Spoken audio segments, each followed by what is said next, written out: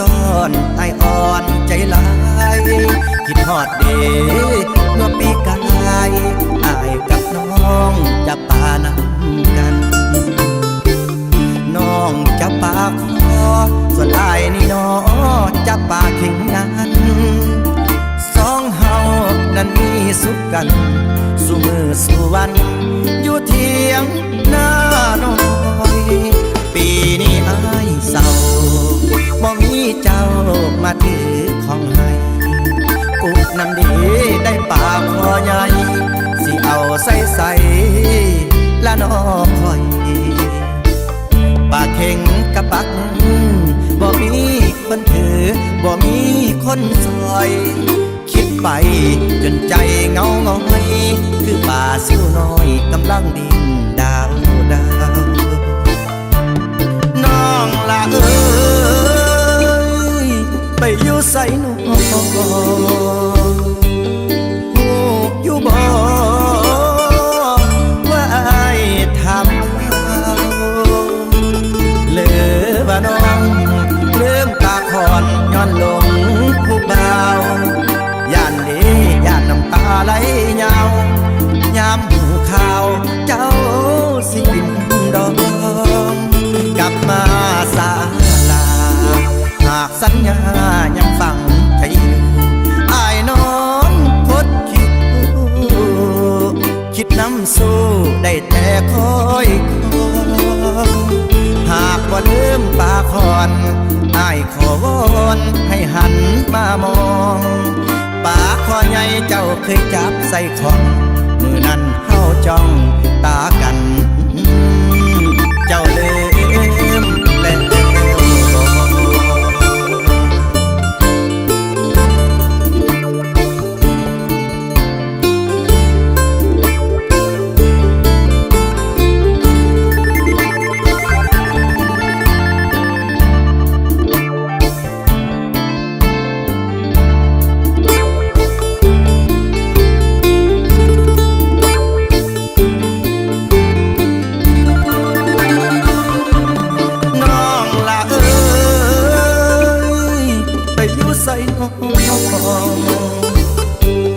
หู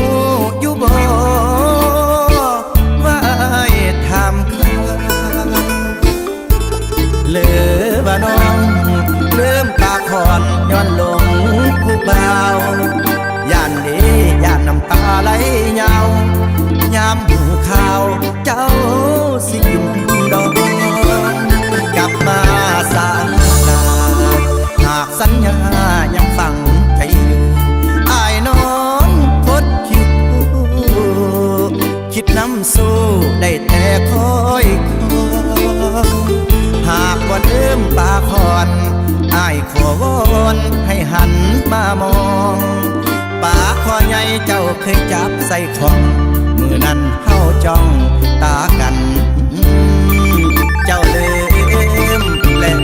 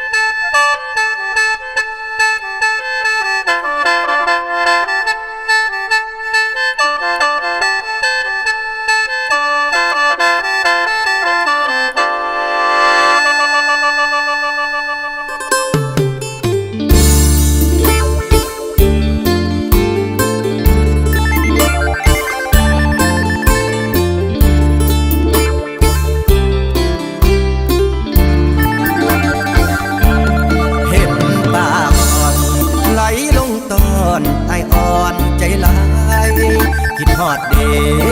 เมื่อปีกายอายกับน้องจะปานำกันน้องจะปาคอส่วนอายนี่น้อจะปาเข่งนั้น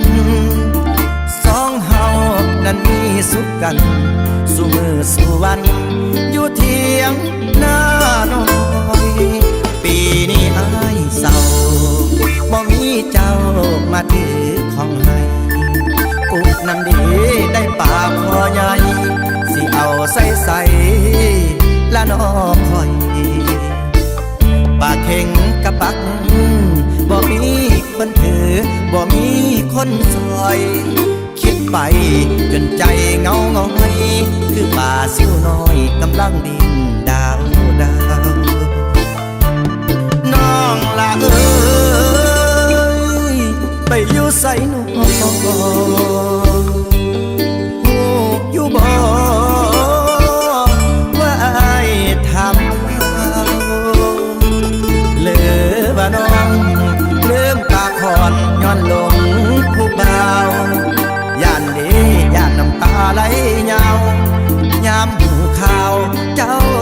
สิบินดองกลับมาศาลาหากสัญญายังฟังใจ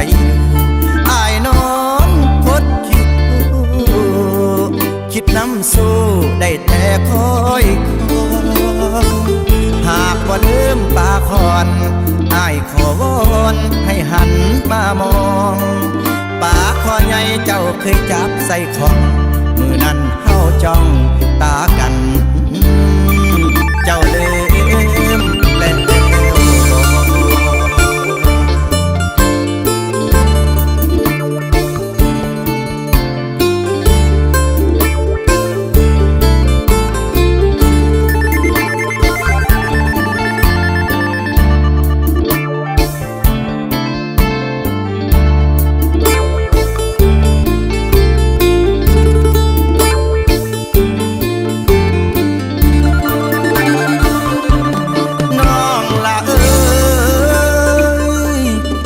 ใส่น้อง